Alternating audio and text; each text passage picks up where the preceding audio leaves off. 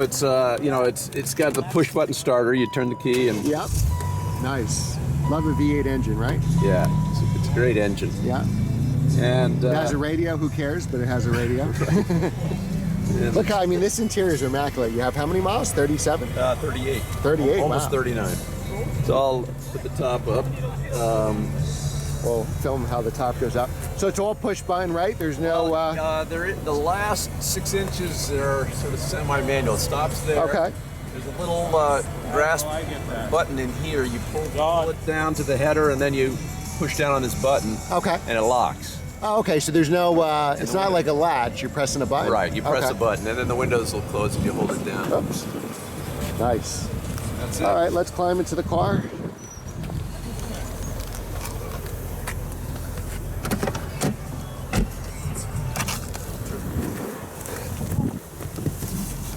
My wife was. Yeah, I think somebody. She's fairly petite. I'm so- like 6 feet, so I gotta put the seat back. Put it back, yeah. She's a small woman. All right, let me get my seatbelt on. I noticed there's a lot of police around here, so best to have your seatbelt on. And Yep. you probably won't do anything too crazy. Yep, and if I'm filming with the camera, I should definitely have my seatbelt on.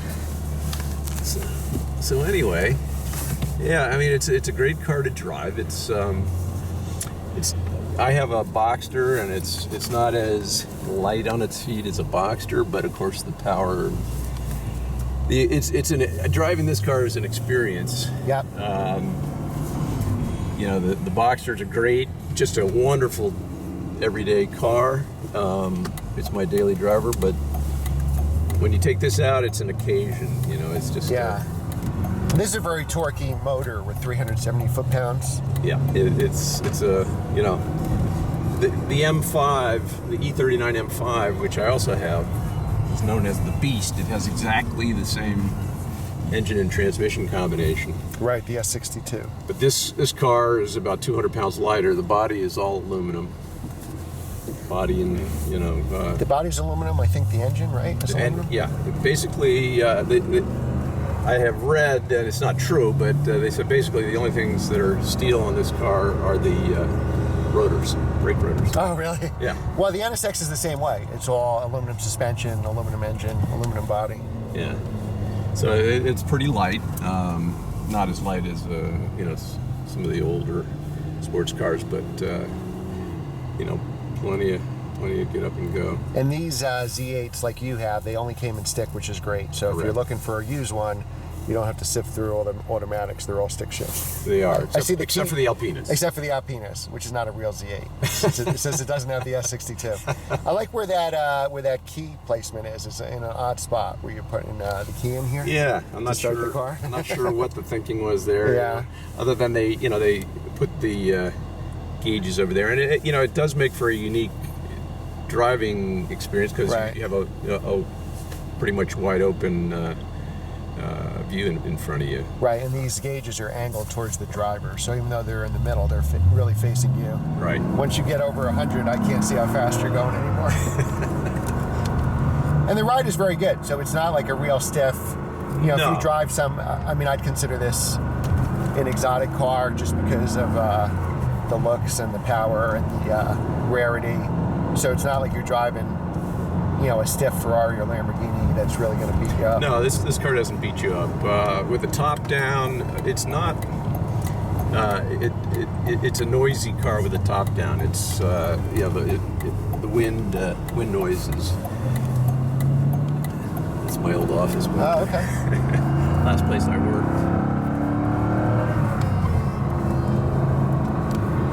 But the drivetrain is one of the reasons I bought this car. I was thinking about an E-Type Jag, which is a gorgeous car, and I'd love to have one. But I've had British cars before, and just concerned about the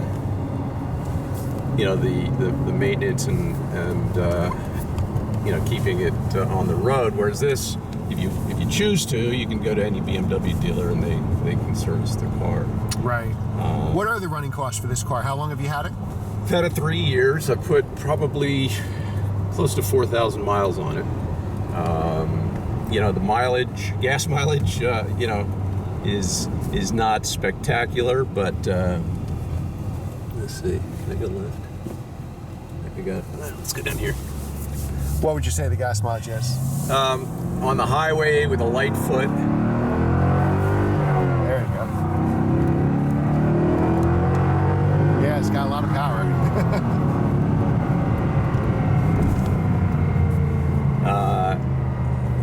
You know, probably 22, 23 on the highway. Oh, that's very good, because it's 6 speed, so you have overdrive. Yes, yeah, 6 or 7, excuse me, 13, 14 around town probably. So it's not horrible, but you know, you don't own a car like this for the gas mileage. Right, I mean, what would you average, 15 maybe? Yeah. Driving normal, Yeah, right? driving, You know, well, maybe with a heavy foot. I hardly driving ever, the way you would drive. hardly ever drive. Yeah, driving like this, 15. Yeah, probably. You can really feel this torque shove.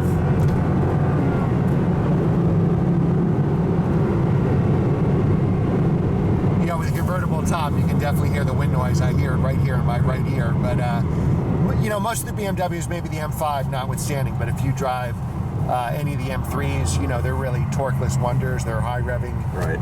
You know, V8s or inline sixes. And one thing you notice with this car right away is the torque. Yeah.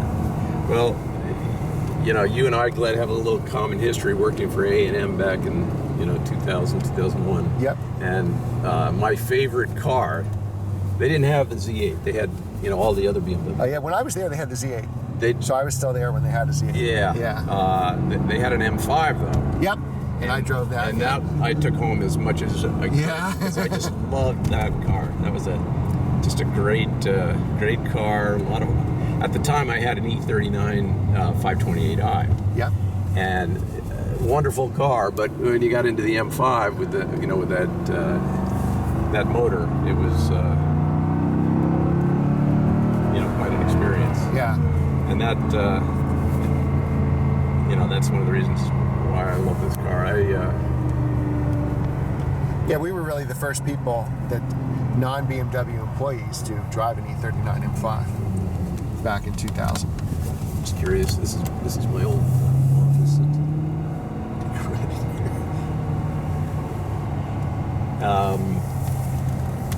So you know, and after I bought this car, I was so enamored with the drivetrain that I bought the E39 M5. Oh, so you had this car first? I had this car first, and I, you know, and unfortunately, you know, as is often the case, you say, oh, shit, I want to drive it, but you know, I don't want to put tons of miles on it. Right.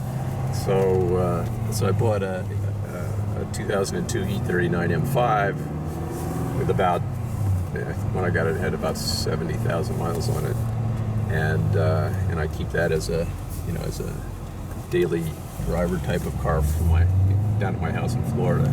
Yep. Next time you have that car up here, we definitely got to do a review of that car. Because when I drove it back in 2000, I thought it was the best car I ever drove. You know? And then I was looking for one last year, and I drove one from a dealership with high miles that was definitely, you know, beat on and put away wet. And I drove it, and it was horrible. And I said, you know what? Something's wrong. Probably the real feeling I have for that car is somewhere in between those two experiences. Yeah. So I really need to drive an E39 M5 again, you know, 15 years later and see what I thought. Because that car was really, like this car, was ahead of its time. Where, you know, obviously power, torque, turbos, all that stuff, suspension has caught up. Yeah. It was ahead of its time, but it's 20-year-old technology. Right, and that was, say that car's 5 seconds to 60 flat, 4.9 maybe? 4.7. Okay, 4. So I mean, that was super fast back in the day. Yeah. That was the fastest four-door car, I think, at the time when that came out. It was the fastest, and they say they have a 155 mile an hour speed limiter on it, but they say if you, I guess you can flash it, reflash it to eliminate the top speed limiter, it'll do 186. Wow. Which is pretty good for a very comfortable four-door sedan with all the trappings, you know. Yeah. So getting back to the Z8 and maintenance, in 4 years, what do you think you've spent in maintenance? Counting tires, brakes. Okay, I put 4,000 miles on it, you said? Yeah, I put 4,000 miles on. The things I've done to the car is I put what's called the performance package, which is the underhood bracing. Okay. That is Was a it go BMW from the two strut car. towers? Yeah, And because the body, the whole structure is aluminum, there was some concern after the car came out that maybe some cars were having a, structural failure when they, hit some huge potholes, and so that was a recommended addition. So it was not on the car when I bought it, but I put it on. It was about $2,000. I bought some different rims and put a new set of tires on it, but I still have the originals. So I don't know if you count that as a cost. And other than that, it's just been oil changes and things like that, which I also do myself. So I have not put a lot of money into it other than the original cost of the car. What about spark plugs and stuff? Well, with 38, they were done before I bought the car. 30,000 miles, probably. Yeah, and I have not changed them. The car probably should get tuned up one of these days. I'm reluctant to take my car to dealers. Yeah. I don't like to leave it. Yeah. I'm taking my E39 M5 into the dealer next month to have the airbag replaced. Oh. It's an airbag replacement, and I'm going to wait for it. Is that Takata airbag? Yes. Okay, because I have that with my 1M, actually. Yeah. And it was supposed to be in October. Now they're telling me January and February. Yeah. Which isn't going to work because I'll probably store the car for the winter, but I don't think it'll be in January and February. These guys in front of us with these Land Rovers, they've been coming to... Okay. This one is actually a Mercedes in front of us, like an old G-Wagon, and the one in front of that. Yeah, they've been coming to our Cars and Coffee. So maintenance-wise, not bad. The drivetrain is very robust, and it can be serviced by a BMW dealer. So you're not talking Ferrari-type maintenance issues. Right. What's a safe budget? Like, say somebody was buying one today, $1,000 a year for maintenance. Say they can't do it themselves, $1,500. Yeah, they can't do it. Well, probably $1,500 a year if you do oil changes and services. There's nothing particularly exotic about the drivetrain. Right.